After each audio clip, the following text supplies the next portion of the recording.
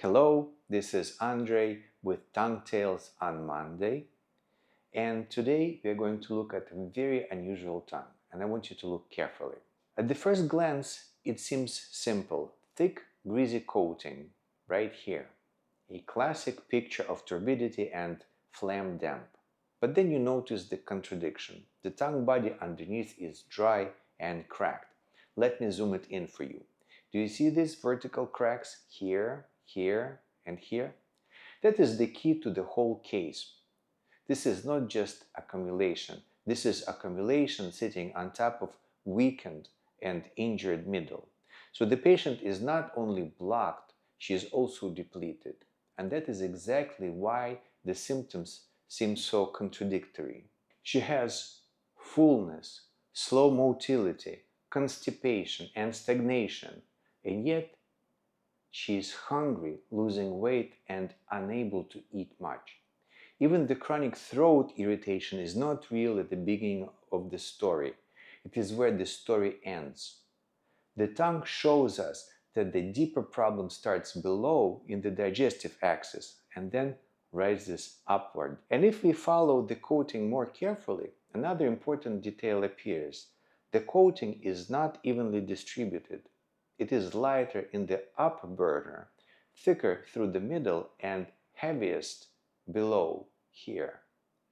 That matters because it tells us that the throat is not the place where this disorder begins. The throat is where this disorder arrives. The real source is lower down in the digestive axis, where turbidity is forming, accumulating, and then being pushed upward instead of properly descending. And now the symptom picture starts to organize itself. The patient has slow motility, constipation, fullness, belching, and gas. So clearly there is failure of movement in the middle and lower burners. But then she also has postnasal drip, chronic throat irritation, silent reflux, and constant clearing of the throat. So this is not two unrelated problems. It is one continuous vertical mechanism. Turbidity forms below, fails to descend, and rises upward into the throat and upper passages. But there is still another layer here. The tongue body is not simply pale or swollen. It has a pink-blue cast, especially along the sides and the sublingual veins that are distended and branching. Look at this.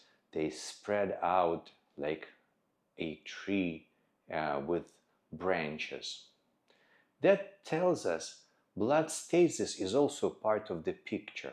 It helps explain the chronicity, the persistence of the throat symptoms, and even the severe neck and upper back pain, especially since there was no trauma to account for that. So when we put the whole picture together, the main pattern is middle burner turbid phlegm damp obstruction with stomach cheek counterflow and failure of bowel descent.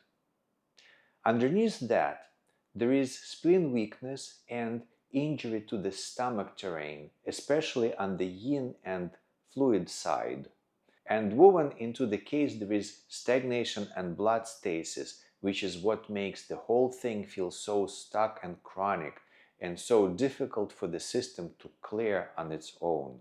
In channel terms, the center of the case is clearly the foot tai-yin and foot yang-ming axis, spleen and stomach. That is where the turbidity is being produced, and that is where normal receiving, transforming, and descending have broken down. The next layer is the yang-ming bowel pathway, because the failure of movement does not stop in the epigastrium. It continues downward into the intestinal level. So this is not only reflux upward, it is also failure to move downward.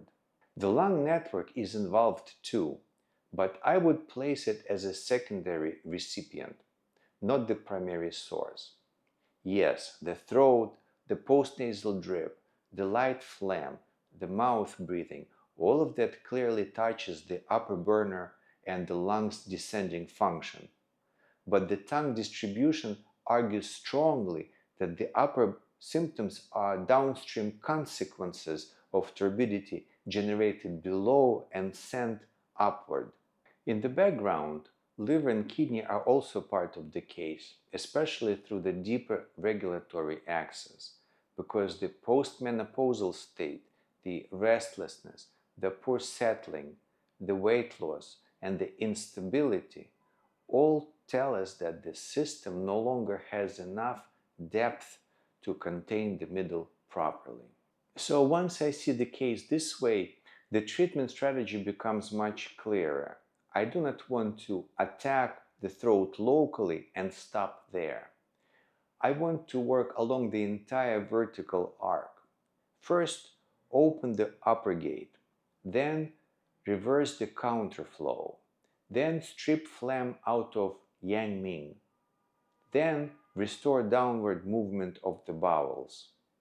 And only after that do I rebuild the deeper middle, Chong axis underneath, so that the descent can actually hold. I would begin with kidney 6. This is one of those elegant points that a skilled acupuncturist reaches for when the throat is tight, dry, irritated, or blocked, because it opens the upper gate from below. Then I would immediately pair it with lung 7. That pairing is important. Lung 7 and kidney 6 link the lung, zhen, throat axis and begin to reorganize the vertical relationship between the chest, diaphragm, and throat. Once the upper gate is open, stomach 40 comes in to remove the phlegm obstruction from the Yang Ming itself. Then stomach 44 vents the Yang Ming branch at the throat-stomach level, which is exactly where this upward heat turbidity friction is being felt.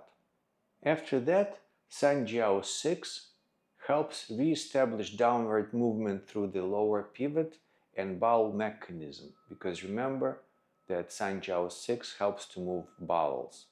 And I would close the branch sequence with the small intestine 3, because the uprising above has also locked the Tai Yang and Du, the neck and the upper back frame, and that needs to release if the upper gate is truly going to soften. Then I shift to the root. Spleen 4 opens the Chong, and in this case that makes enormous sense because Chong is deeply involved in digestive disorders, fullness, counterflow, and the whole disturbed middle axis. Pericardium 6 couples yin wei so that this movement does not stay trapped in the lower abdomen but can communicate upward through the epigastrium, chest, and neurovegetative layer. Yes, I'm speaking about the connection of the Chong and the vagus nerve. Then I want to embody that vessel, not just name it. So I add stomach 30, where the stomach channel and Chong converge, and kidney 13 to continue that Chong kidney abdominal line. From there, the rest of the root treatment becomes a very deliberate descending sequence. Stomach 21 helps reorganize the upper stomach node, especially where fullness, discomfort, and counterflow are concentrated. Stomach 36 restores proper Yang Ming receiving and descent. Stomach 37 carries that descent into the bowel level itself. And spleen 6 supports the deeper 3 yin deficiency underneath the obstruction, especially the weakened postmenopausal background that no longer has enough substance to regulate, moisten, and settle the system. So the treatment is not random at all. It follows the exact logic of the tongue. Open what is stuck above, drain what is turbid in the middle, restore movement below, and support the weakened root underneath. And that really is what the tongue reveals so beautifully in this case. What looks at first like simple excess picture turns out to be much more layered. The patient is blocked, yes, but she is also depleted, and unless we treat both sides of that contradiction, the case will remain chronic. Thanks for watching. Once again, I'm Andre with Tongue Tales on Monday. And if you would like to know what your tongue tells on you, don't hesitate to contact me and send me the picture of your tongue, and we'll speak about your case next. I'll see you next Monday.